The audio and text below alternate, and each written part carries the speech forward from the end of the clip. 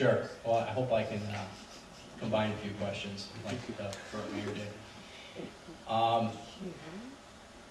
In these economic times where families have to budget, every one of us have to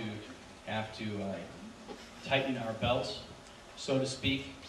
My question for the current mayor is, does he need to be making over $70,000 a year with a 5-star benefit package, and does he need to receive the 12.8% pay increase over the next 4 years? You know, this is an example of how out of touch and self-serving some of the people in City Hall are. They voted this 12.8% pay increase in the middle of last year, in the height of our recession. You know, around the same time they voted to spend federal stimulus money on a bus washer and bus cameras. Okay, so my question is, does he need to get all this pay? Keep in mind that in the city, you know, the city of Waukesha is a diverse, beautiful community. The median household income in our city is around $50,000. The median income for a single individual is around $35,000.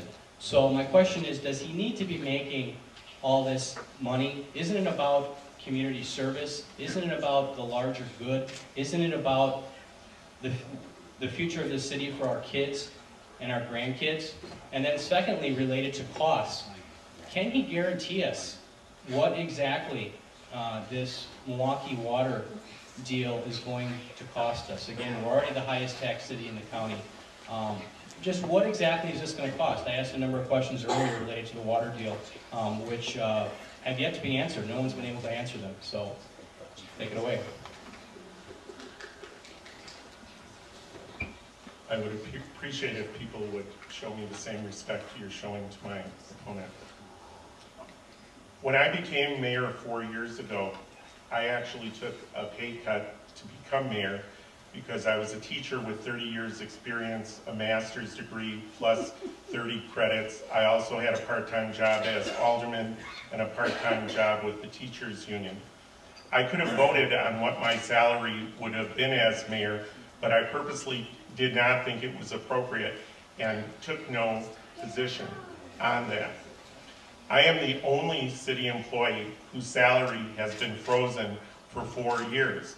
Just by comparison, and the assessor and clerk treasurer do a great job, their salary used to be the same as the mayor 4 years ago.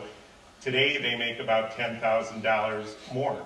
Those are important positions, but I would argue what you pay the mayor, the CEO of your city, says something about how you value the position. I have made sacrifices. I chose from day one to pay for my cell phone, which I use every day to make calls and check email, out of my own pocket. That's about $60 a month, or $3,000 over 4 years.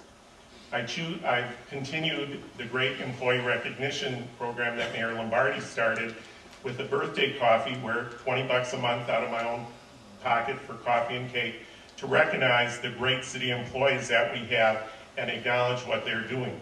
That's $1,000 out of my own pocket. Since you asked a personal question, my beautiful wife Dawn works for AAA. They have been downsized. Her salary was slashed in half. I have paid the higher deductibles that all city employees are paying. I have paid the higher percentage to health care. And so actually my salary has gone down. I purposely did not take a position on what the next mayor's salary should be, because that is the decision for the Common Council. If I lose this election, I will not have received a penny of extra pay over the 4 years. Even if I win, my salary will be frozen for a 5th year, and then we're looking at 3 years of $3,000 raises, which if you average that out over 8 years, would be a 1% raise every year. The water question. My opponent's inexperience in negotiations is showing. How could we possibly know the exact cost of a pipeline that hasn't been designed and built? And how could we know what the end result of negotiations with Milwaukee, Racine, or Oak Creek are until we're given the opportunity to do them? The council will decide ultimately. I want to thank both candidates for all of your answers to many questions. We've reached the point of closing remarks. Per our Coin Flip agreement, Mayor Nelson will go first for the 3-minute closing.